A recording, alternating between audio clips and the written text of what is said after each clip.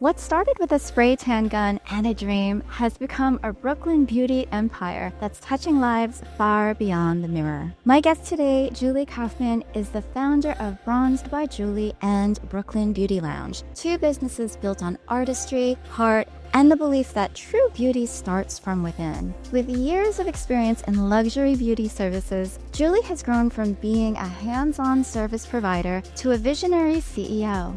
She's a devoted mother of three, a passionate mentor, and part of a new wave of entrepreneurs proving that you can scale a business without losing the soul that made you fall in love with your craft in the first place. In this conversation, Julie is going to share her journey of building two thriving businesses in one of the most competitive beauty markets in the country, the methods that give her the freedom and the balance that she wants, and the mindset shifts that empower beauty professionals to turn passion into profit. Whether you're in the beauty industry or just dreaming of your own entrepreneurial leap, you'll walk away inspired, equipped, and ready to build something beautiful inside and out.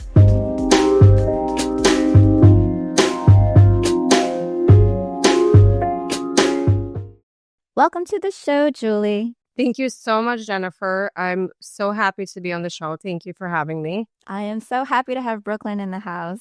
I am a former New Yorker myself. Now I'm in Los Angeles, but New York will always be in my heart. Yeah, New York, definitely fun to live in. Nothing like it. Well, you've got to take us back to the beginning and what inspired you to start your first business, which was Bronzed by Julie, and then what led you to your expansion into Brooklyn Beauty Lounge. So Bronzed by Julie happened a little bit by accident, where I was doing something completely different before. I started off in the medical field. I was working with doctors, with eyeglasses, doing a lot of sales. And because my schedule was not exactly how I wanted it to be with having two small children at the time, I decided, well, let me look into something that I can do on my own so that I don't have to ask for time off, thinking I'm going to have more free time for myself and for my family. And one day I actually ended up calling out a spray tan artist to come to my house. And I said, okay, how does this whole thing work? This is so interesting. My husband actually was home at the time and witnessed the whole thing. So I called her out. She comes to my house. I lived in an apartment building at the time.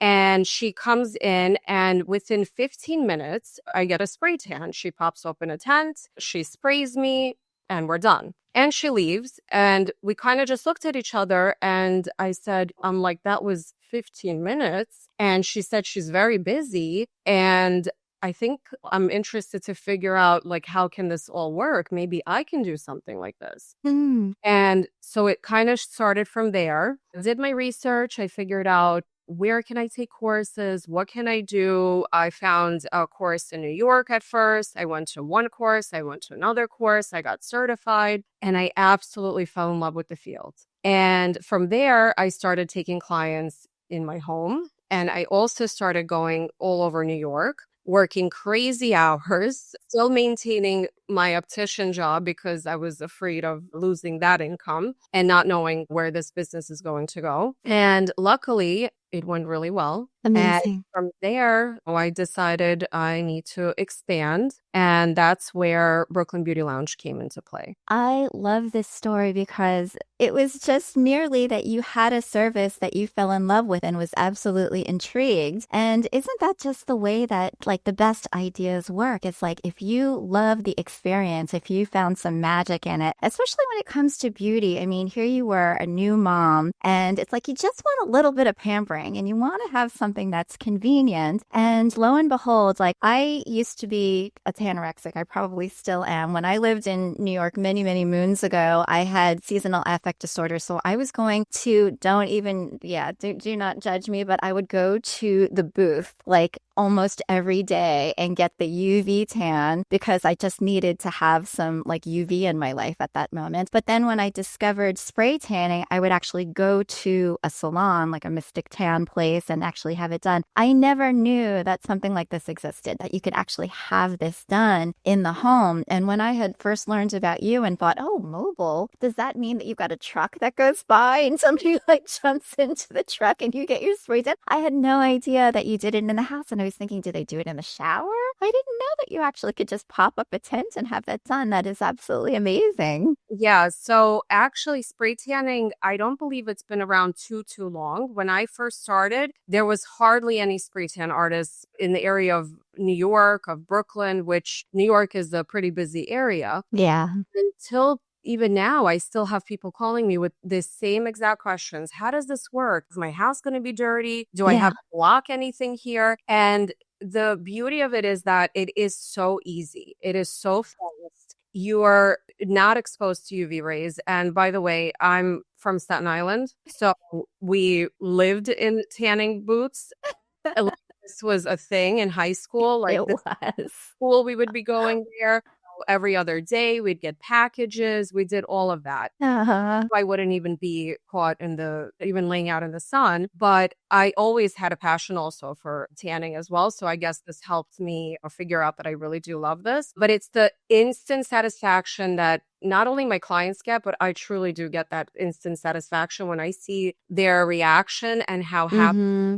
How that was so easy, that was amazing, and lasts for however long they need it for it to last. Mm-hmm.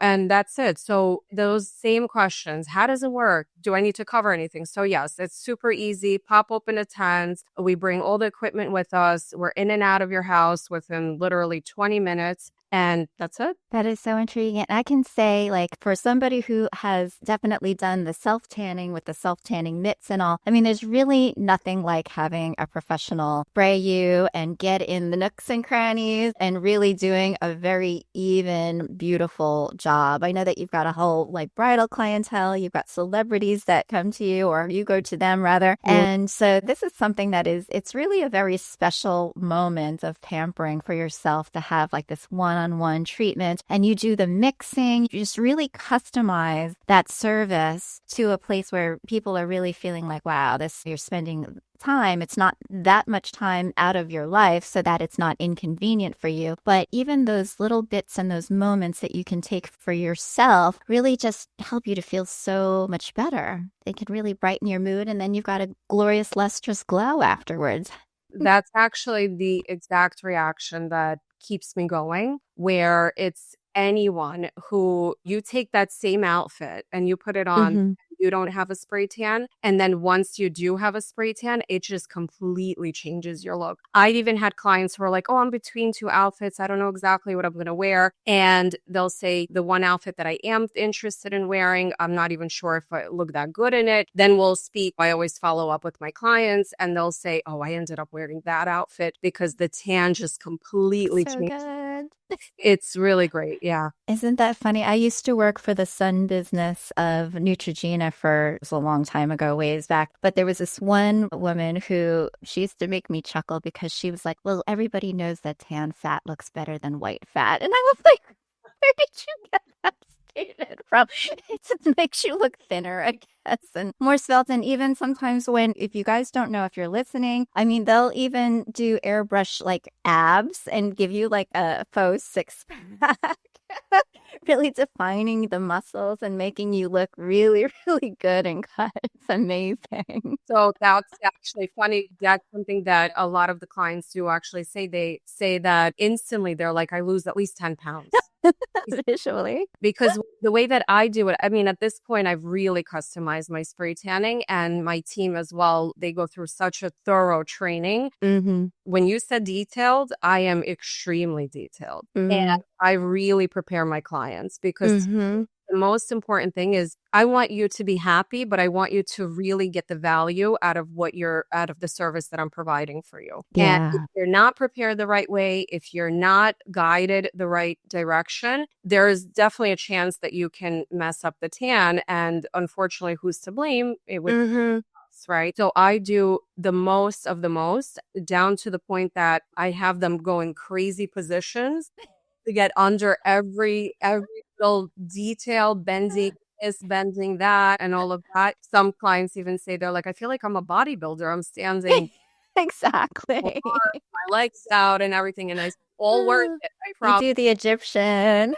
with All the different signs. our two coats, so it's like double the Yeah. work, but it's all worth it. Super fast, like I said. Yeah. And again, I make sure that before every client leaves, and my team as well, we are repeating and just following up and making sure. So I do feel that clients truly do appreciate that. Mm-hmm. Because I've had feedback where they've been to places where it hasn't been the same in that way. And I've learned through the years, how can I improve? How can I improve? And at this point, I mean, I make sure that everything is being covered. Yeah. And when you look good, you feel good. There's just something about being able to feel like I've gotten a touch of sun. You feel almost like you've had a little mini vacation afterwards. And I think that that's something that's very special, like just psychologically about you, what you look like with a tan and what you feel like inside from having a little bit of like a sun-kissed look. And those formulas have gotten so much better. I mean, I remember when DHA smelled really, really bad and they were very streaky. It was just not so good. And the formulas have really gotten so much better. They look really, really natural. It's not like orangey fake.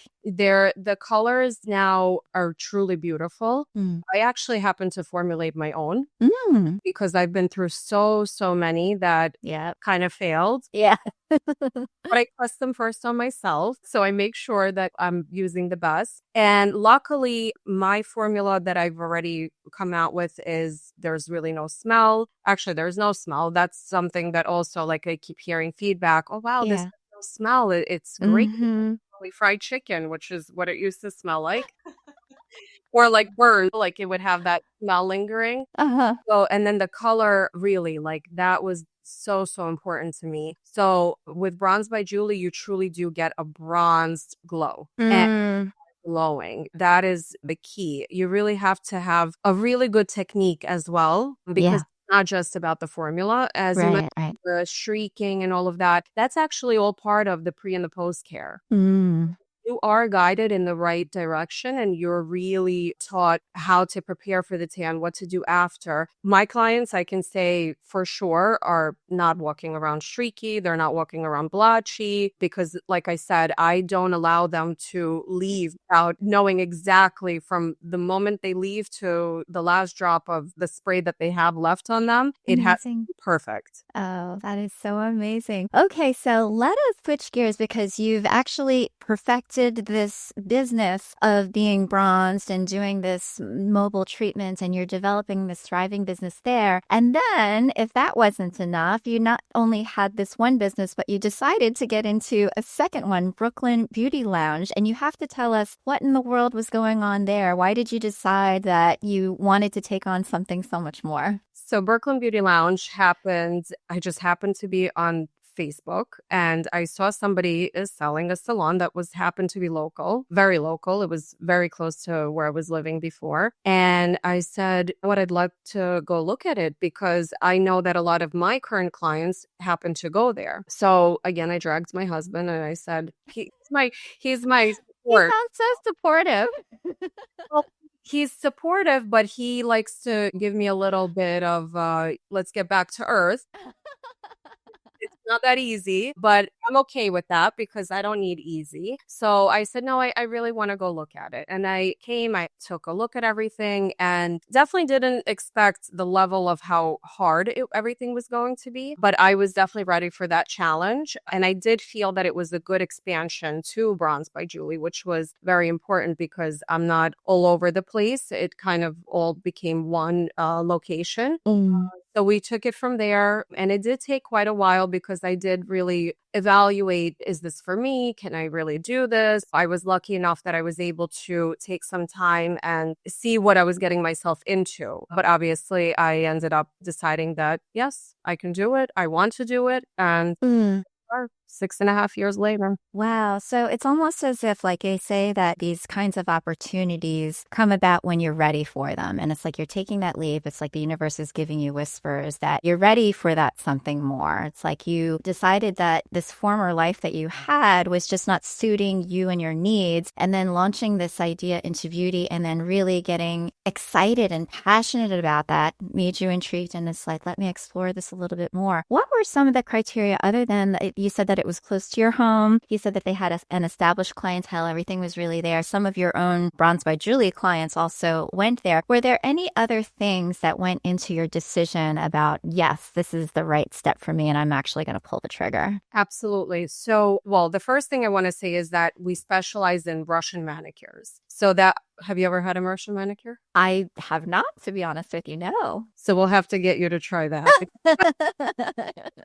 Next time I'm in Brooklyn, I'm going to come for a Russian manicure. Wow. It's funny because most of them out here, they're Vietnamese shops. And it's like, we know the French manicure, but I've never heard of the Russian manicure. So not to go too deep into it, but a Russian manicure is very detailed and it takes on average about an hour and a half to 2 hours. Ooh, wow. But the results last and you're here only once a month and wow. hand draw everything. It's more about the detail of how they clean the cuticles and all of that. So when I did not have my own salon, I was going somewhere else and getting a Russian manicure there. And I did love a lot about the salon where I just kept looking and thinking to myself, it would be great if there was one location that had everything there. Because at that point, I was running around eyebrows here, hair there, all over the place. And that is what I loved about Brooklyn Beauty Lounge, which was named something different prior to that. But when I came to look at the salon, I realized, I said, this is it. This is what I wanted for myself. And I'm sure this is what Brooklyn really needs. They need a location where we can do everything in one place. You come in with us, and we truly do have clients who come in and spend the day with us. Wow. Yeah. So they're moving from one station to another.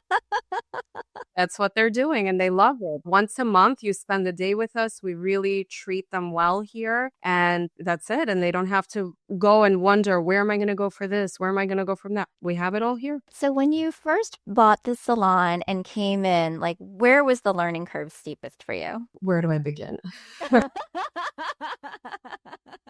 Let's start with the fact that I've never even managed. Okay. Oh my gosh. So this was... You jumped in and drank from the fire hose, girl. Really, I just went right in. It was not easy, I'll tell you that. But for me, basically, I'll start like this. Taking over an existing location where you already have staff that working here at the time, and they were here for about a year or so. They've already established everything their own, meaning they had their rules that were there. They had everything that they know, right? And here comes a person with new ideas and they want to change things, make things different. Not everybody is happy with that decision. Yeah. So that was probably the most challenging for me in the beginning, and everything else that came with it. I had to learn from the beginning. Did the people who worked there, were they employees or were they freelance, like they rented a station, or how was it set up, and is it different now? So actually, they were employees and I did keep it that way. Oh, okay. Yeah. Wonderful. What was the expansion of services like? You said that the Russian manicure was the thing that really kind of sold you on it, but then they also offered these other things. Did you find that there were any changes that needed to be made in terms of the services or the people that were providing the services to get to a place where you felt like this is really my vision of luxury and what the experience should be like? Definitely, we expanded almost immediately. So it started off with just 6 nail tech tables. What I did love about the salon was that I saw a lot of opportunity here. The amount of space that I could expand with that was not being used at the time. And so that's what I ended up doing. So I added a bunch of more services, actually. We added laser hair removal. We added another floor here, actually. So at the moment, we have 3 floors for this. Wow. It started off with 1, and we are now at 3 floors. Oh my goodness. Way to go. Thank you. And we offer, like I said, everything now. But at that time, it was just the basic. It was nails, it was hair. They did eyebrows at the time and eyelash extensions. And then I ended up adding even more services. Like I said, laser hair removal. We now do massages here. We do head spa here. Oh my gosh. Japanese head spa, actually. So we're doing a lot of more services here because, again, we have the space for it. And that is the reason why this particular location I felt was ideal. Beautiful. I am so curious about like, what do you think is like the toughest part aside from like, I know the human resource aspect of it is always a dicey one, and like dealing with personalities, shall we say, can be challenging. I know being in the beauty industry for over 25 years, I used to complain when I worked for companies. I was like, why is there such a mean girl attitude everywhere I'm going? It was just like something that I really wanted to make sure that whatever I did, it was not that. Was there anything that you were like, this is my vision of how I want this business to look and feel, what my philosophy is, and what I want the customer to feel when she's coming in and when she's walking away? So for the beginning of having the salon, initially I didn't put too much thought into what is the feel that I want as far as from the employees, because again, I didn't know what I was getting myself into. I wasn't prepared for all of that. Just learning, yeah. Learning. But as far as for clients, it was that one-stop shop idea.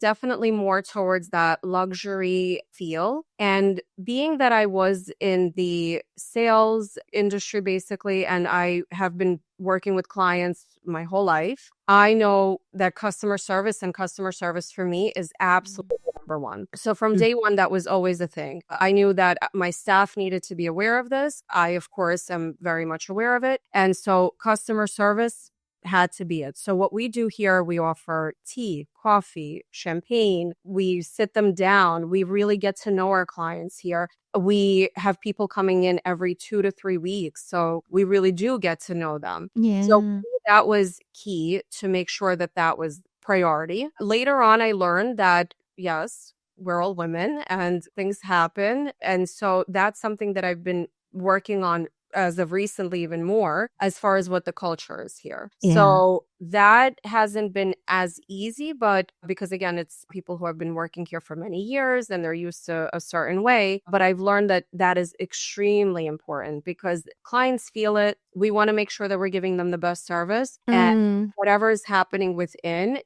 it's important that it's all going nice and smooth. So as far as customer service and how the staff is here, that's something that is ongoing. That's something that we're always working on. And to be honest with you, my vision is slowly more and more coming to life, I would say. Amazing. Amazing. Yeah, it's certainly with a lot of the great businesses, and something that I've learned over time is that you can tell people how to be till you're blue in the face, and they can read the manuals, they can go through the trainings, but unless that they really see role models displaying the way that oh, it's like, oh my gosh, I'm inspired by the way that person is behaving or is treating their customers and the way that the customers keep coming back. And this sense of camaraderie, rapport. Some people are like, this is my therapy. I come in and see my hair person or my nail technician and I tell them I spill my guts and this is like cathartic for me. And so you're developing these kinds of really important human relationships, that hands-on touching and really just impacting people beyond what the superficial beauty is. I mean, you're helping that person in so many other ways. In some cases, when you've got brides, I mean, this is like their most important day of their lives when they're wanting to, like, their nails or their hair or their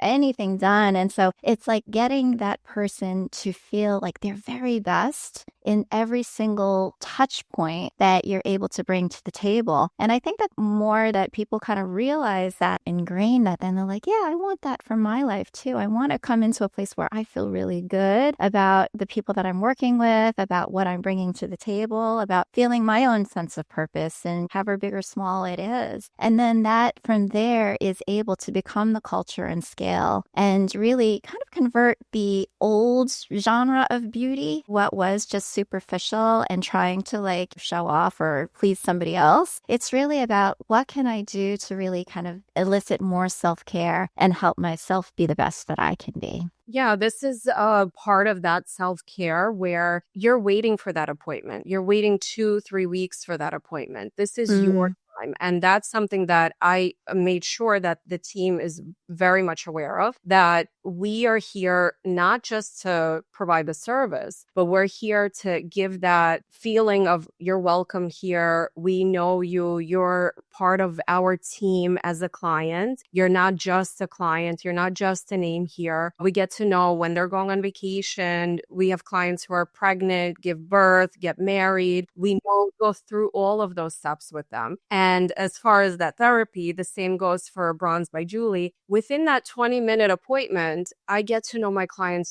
so well. Yeah. Really, like, I've been doing it for already 8 years, if not a little bit more. I've already lost count, but I've been through all the stages with them. They've been through all of my stages too. And they've been to my apartment. I've been to their home. They come to my salon. They're like, wow, Julie, like we've been through it all together. And it is such a wonderful feeling. And as far as my team, I make it very known that we are a team. As you've mentioned before, as an example, to be an example for the team, I find that to be very important. So I am very hands-on. I definitely spend the time upstairs, I say, meaning on the main floor, and I spend the time with the clients. I discuss things with them. I give them that attention that I feel that they deserve. And my team really does see it and they feed off of that. And then I do see that they do replicate a lot of what I've been doing, which I love because they understand that it's not just a receptionist sitting at the front desk.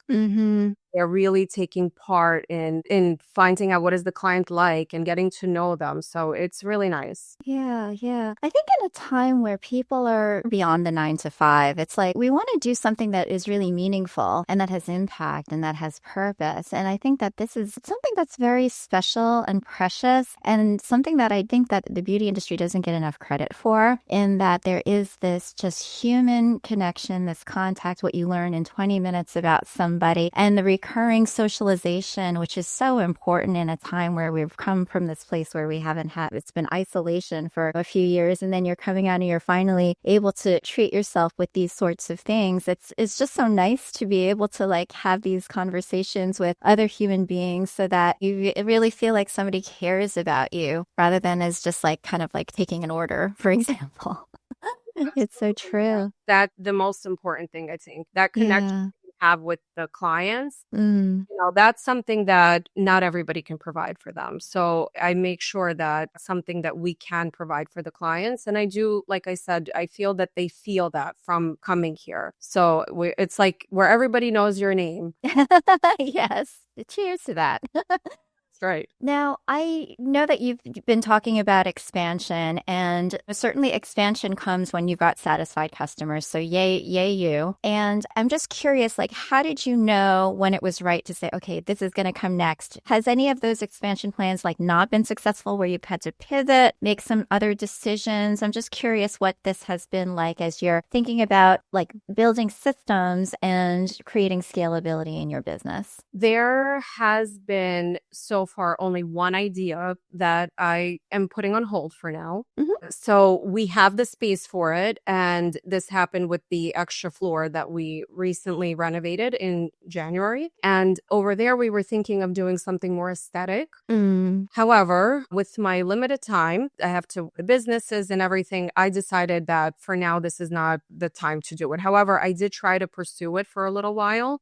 Was taking a lot of my attention away, and I did get a little nervous that I wasn't going to be able to give it my all. For that particular part of it, I decided that we're not going to go with that, at least not for now. And I recently learned also that too much is also not a good thing. So let's focus on one thing at a time and let's perfect it to how you want it perfected. So since I'm not there yet, and I feel that I still have some more work to do, so far that particular part of it, we decided that we're not going to go with that. But other than that, with the spray tanning, with the salon, I think I want to say I'm a little bit spontaneous in that way. Not really strategically thinking through everything as some people probably do. And so in a way, I guess it's a good thing because I didn't have too much fear with everything. And I think part of it is because I love it so much, whatever I'm doing, that it just came so naturally, it came so easily for me that I just said, I think about it now and I even speak to my husband about it. Clearly, I don't have too many friends since I should speak to my husband your about colleagues or your friends, I know. And I say, how brave was I to do such a thing with two There small you go. time. And I said, think about it now. And I'm like, there was no thought process when it happened. I said, I just wanted it and I did it. Mm-hmm. Mm-hmm. It all worked out. And I think that there are some really valuable lessons there because you had been at the point where you were burnt out. You felt what that felt like and you didn't want that. And perhaps it was something that really wasn't lighting you up inside. Maybe that job that you had being in, the optical field wasn't really just like driving that passion and that spark. But once you have that passion and you're sparky, it's like all of a sudden you feel like, oh, maybe I can do more. Maybe I can take on more because you're enthusiastic and you've just got more energy about it. But then you were wise enough to know, okay, I am overextending myself. Maybe there is a time and a place where I can get more balance in my life so that I'm not running around like a crazy person. There is a certain aspect of being able to have that well-managed growth and not overexpanding and not diluting and being able to make sure that you're doing it in a very proper way, shall I say, just something where you feel that you can tick and tie all of those boxes as you're going along, but then still have room to be spontaneous to those aspects that you feel are still within your control. That's a really, really good, powerful lesson for a lot of people that might not feel the difference between like, well, I'm going to work and feeling dredge and trudging through something versus having the energy to follow your dreams and your passion, and also knowing when there is a limit to being able to find balance with family, with husband, for those lucky enough to have a husband, and all of those things too. I'm also curious, like being a parent, like what has that been like in terms of now you've got a 12-year-old, a 10-year-old, and a 20-month-old, hello, and you're still this entrepreneur, this running two business. What do you feel is like the biggest challenge, or what are some of the lessons that you might be taking from being a mom over to your businesses? So I do feel that being a mom has basically taught me discipline, right? I think about it often and I say to myself, if I didn't have children, it helps with time management. It helps with disciplining myself and creating those boundaries. What should I do? What shouldn't I do? And also in general, working with staff, you start to really understand people a little bit better. And so I feel that how things would have been if I didn't have children, I'm not sure, but definitely my children have helped me with the business, surprisingly. And how I run everything. And because I do have to do doctor appointments, I do have to sign up for school things. I do have to manage not just business, but also my 3 children and their lives, right? It is hectic. It is very hectic. And one thing I want to say is thankfully I have help, a hired help. That's the only way to do it. Yeah. But yeah, it is challenging. But the really good thing also that I've noticed, because my older girls are of that age that they really do understand, they've been growing with us, with me. And oftentimes I keep hearing from them, which I love, is, Mommy, we want to be just like you. We want to be hardworking just like you. They actually say how proud they are of me. They see the accomplishments. They see the life that they're living and how we've changed from being in our apartment to a house and so on, right? And they know that it didn't come easy, and they know the amount of hours and effort that I put into everything, how often I don't see them, right? Which some people don't notice or maybe don't know this. So I have to sacrifice a lot, that's for sure. But I feel that, you know what, it's going to happen where I'm going to have that bit of more balance sooner or later. I'm just working towards that now. So this is everything that I'm doing, to be honest with you. It is for my children. Oh, I love that so much. And the fact that they say, Mommy, I'm so proud of you. Oh my God, I have chills and I'm like fighting back tears. That's so beautiful. Really, really is. Yeah. Sometimes we feel like we can never do a great job at anything. It's like, we beat ourselves up. We're like, oh my God, I failed as a parent. Or like, I failed as this. And we feel spread thin and we're really hard on ourselves. And being able to take that moment to say, you know what? No, I'm a fucking kick-ass mom. I am a fucking kick-ass entrepreneur. I can do this. Nobody's perfect. I'm gonna mess up sometimes, but it's just like, I'm doing the best that I can with the tools that I have, and I'm learning, and failing is just learning. It's just figuring it out and saying, okay, all right, something else next, and moving forward. I love that. Yet. I've been hard on myself, definitely cried. I felt the guilt. I still at times. Mm-hmm. There are nights that I do not put my baby to sleep. I have the nanny doing it for me, and Mm-hmm. it's not something that I really want. But I keep reminding myself that I'm doing the best that I can. And again, the goal here is going to be that eventually I could make more time. And so I'm just working towards that. Yeah. Because I'm doing the best that I can is what keeps me going, basically. Absolutely. Absolutely. Well, I really appreciate that you have gone into beauty in this hands-on business, like in this world where like tech is taking over and AI and everything. It's just like so nice and refreshing to really talk about those human aspects of running a business, meeting with people, getting clients, all of those things that we often worry about, and knowing that you can do it if you believe in yourself and you fight through all of those self-doubts and those discouragements that are also very human and natural experiences and feelings. But overall, it's just like having your why, having that passion for what you're doing is really all that we can really ask for. If people can find that, like what sparks them, what lights them up, and what really brings them joy, and it can change over time. It's not that you have to stay in something. You may lose luster for something that might have been like pre-baby and then want to do something else at a different phase of your life. And that is completely normal and fine too. So what do you think is next for you? Do you see yourself launching yet another business or another baby? We're some babies, that's for sure. Shops closed. Through the night. So as far as what's the next step, I will be focusing on getting everything together with Brooklyn Beauty Lounge to the level that I feel very comfortable with. And then my next step is to definitely focus a bit more on Bronze by Julie, because that I took a little, I would say, pause as far as growing that business. Mm-hmm. And then, I mean, I have a few things, but my product line that I've been working on for a few years now, and it's been a few years because no time, where I have self tanners, I have Ooh, exciting. and it really is amazing. And so far, we only sell in-house, and our clients are absolutely in love with it. So clients who just keep ordering, but nothing online yet. So that's in the works. And then hopefully more locations. There you go. From your lips to the universe. Okay, so here is the time where we get to do some rapid fire questions for Julie. Is everybody ready? I'm ready. Okay,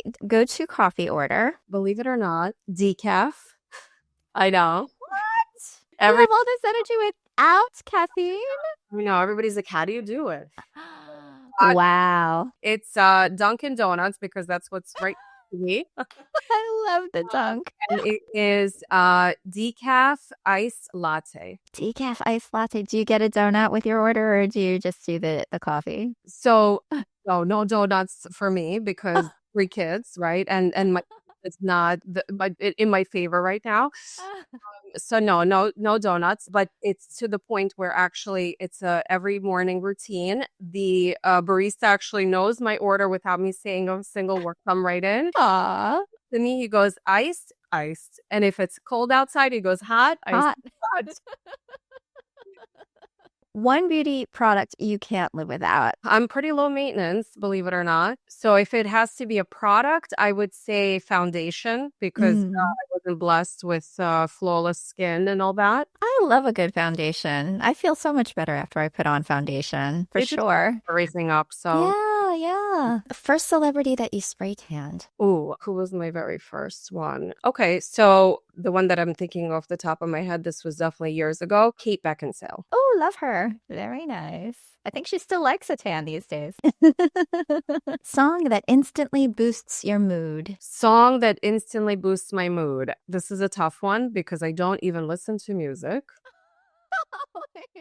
I literally have a 1-hour drive to my home and to work. And believe it or not, all I do is listen to podcasts. Favorite podcast then? Lately, it's been Layla Hermosi, Built. Layla Hermosi. Okay. Very good. Very good. Last but not least, favorite place to eat close to you. And I think that you said New Jersey was close to where you live now. Yes. So me and my husband, we tend to do occasional dinner at Strickland's Steakhouse, which little something for us, get away from the kids, get away from work stuff. It's a nice atmosphere there. The food is delicious, so we tend to go there. Yeah, I have to say, for me, there's nothing like a good steak. I know I've got a lot of vegan listeners and people who are real animal advocates, and I give more power to you. I need my meat. I think it's because I'm Korean and I've got red meat in my veins and in my DNA. So oh, that's very important to me. So love that you said steak. Well, Julie, I want to thank you so much for sharing your story and your time, your wisdom, your heart, everything with us today. I really appreciate it. And to our listeners, remember, beauty isn't just how you look, it's the life that you create. And we'll see you next time. Thanks, everyone.